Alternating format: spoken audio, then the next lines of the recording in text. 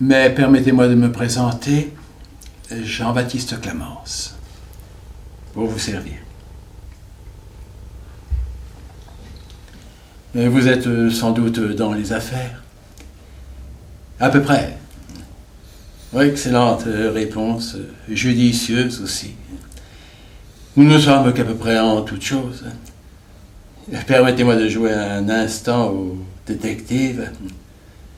Vous avez à peu près mon âge. L'œil renseigné de celui qui a à peu près fait le tour des choses. Vous êtes à peu près bien habillé.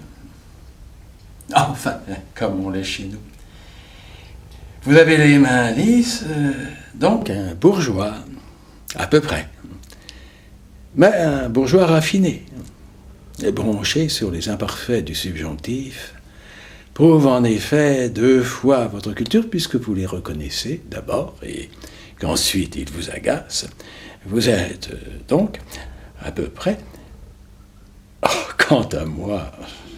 Oh, écoutez, malgré mes bonnes manières et mon beau langage, je suis un habitué des bars à matelot. Non, ne cherchez pas. Mon métier est double, comme la créature. Je suis juge pénitent. À demain, donc, monsieur et chers compatriotes. Non, vous trouverez maintenant votre chemin. Je vous quitte près de ce pont. Je ne passe jamais sur un pont la nuit. C'est la conséquence d'un feu. À supposer, après tout, que quelqu'un se jette à l'eau. De 2 choses l'une, ou vous les suivez pour le repêcher, et dans la saison froide, vous risquez le pire.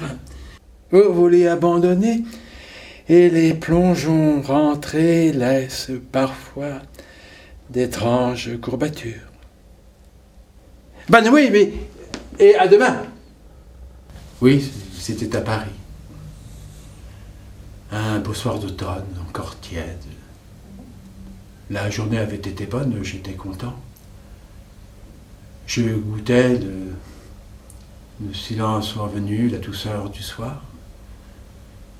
Paris vide, Paris dînait déjà. J'étais monté sur le pont des Arts, désert à cette heure. Face au vert galange dominait l'île et la Seine qui luisait à mes pieds. Je sentais monter en moi un vaste sentiment de puissance et, comment dirais-je, d'achèvement qui dilatait mon cœur. Et je me redressais et j'allais allumer une cigarette, la cigarette de la satisfaction, quand au même moment un rire éclata derrière moi. Surpris, je fis une brusque volte-face. Il n'y avait personne. Et j'allais jusqu'au garde-fou. Aucune péniche, aucune barque.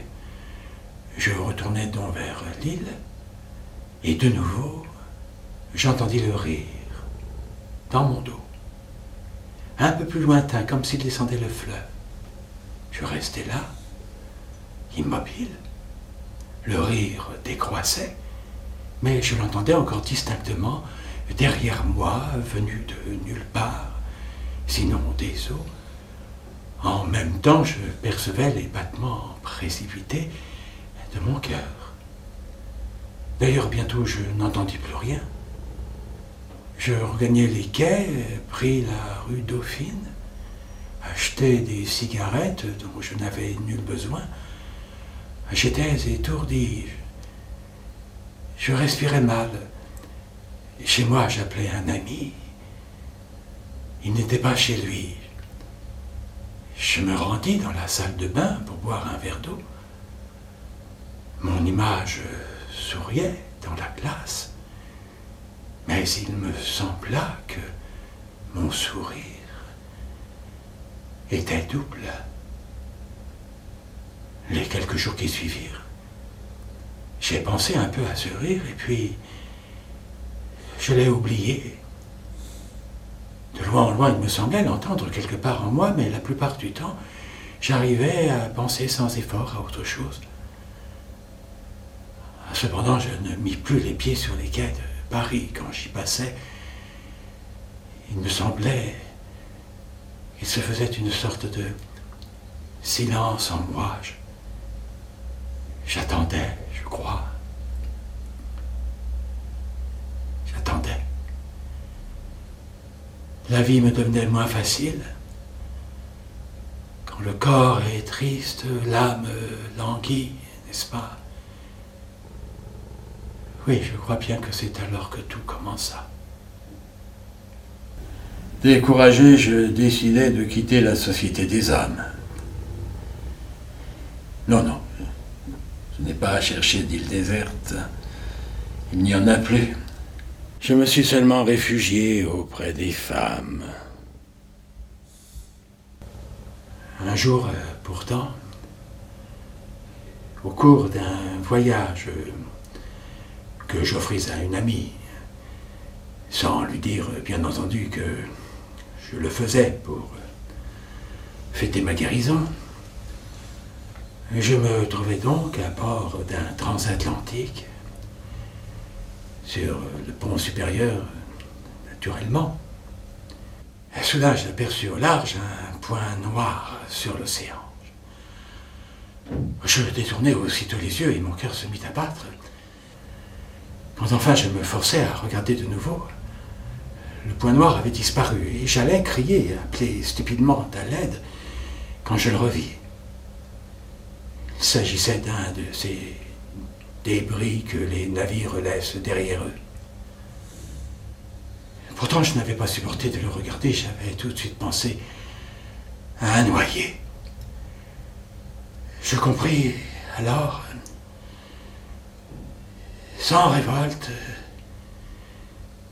comme avec résignation, que ce cri qui, des années auparavant, avait retenti sur la Seine derrière moi n'avait pas cessé, porté par le fleuve vers les eaux de la Manche, de cheminer dans le monde à travers l'étendue illimitée de l'océan et qu'il m'y avait attendu jusqu'à ce jour où je l'avais retrouvé. Je compris aussi qu'il continuerait de m'attendre sur les mers et les fleuves, partout enfin où se trouverait l'eau amère de mon baptême. Et ne sommes-nous pas toujours sur l'eau plate, monotone, interminable, qui confond ses limites à celles de la terre? Nous ne sortirons jamais de ce bénitier immense. Je méditais, par exemple, de bousculer les aveugles dans les rues. Et à la joie sourde et imprévue que j'en éprouvais, je mesurais à quel point une partie de mon âme les détestait. Je projetais de crever les pneumatiques des petites voitures d'infirmes, d'aller hurler « sales pauvres » sous les échafaudages où travaillaient les ouvriers, de gifler des nourrissons dans le métro. Et un jour où je mangeais de la langouste à la terrasse d'un restaurant et où un mendiant vint m'importuner, j'appelais le patron pour le chasser et j'applaudis à grand bruit au discours de ce justicier. « Vous gênez !» disait-il au mendiant. « Vous gênez! Mettez-vous donc à la place de ces messieurs-dames et vous verrez !» Alors, regardez cette maison là au-dessus du porche. Ces deux têtes. Ce sont celles d'esclaves nègres. Une enseigne. Le propriétaire de cette merveilleuse demeure était vendeur d'esclaves. Ah oui, ça. On ne cachait pas son jeu en ce temps-là. On avait du coffre. On disait, voilà, j'ai pignon sur rue, je trafique des esclaves, je vends de la chair noire, voyez mon enseigne. Vous imaginez quelqu'un aujourd'hui annonçant ainsi publiquement que tel est son métier? Ah, quel scandale! J'entends d'ici mes confrères parisiens. C'est qu'ils sont irréductibles sur la question. L'esclavage, ah mais non, qu'on soit contraint de l'installer chez soi ou dans nos usines, bon, c'est hélas dans l'ordre des choses, mais sans vanter ainsi, Ah non, c'est un comble. Il n'hésiterait pas à lancer 2 ou 3 manifestes, peut-être plus. Réflexion faite, j'ajouterais peut-être ma signature à la leur. Non, non, pas d'enseigne. Rendez-vous compte, si tout le monde en faisait autant, si chacun se mettait à table, affichait son vrai métier, son identité, on ne saurait plus où donner de la tête. Vous imaginez un peu les cartes de visite, Dupont, philosophe Froussard, Durand, propriétaire chrétien ou humaniste, adultère. Oh, ce serait l'enfer. Oui, l'enfer doit être ainsi. Des rues à enseigne et pas moyen de discuter. On est classé une fois pour toutes.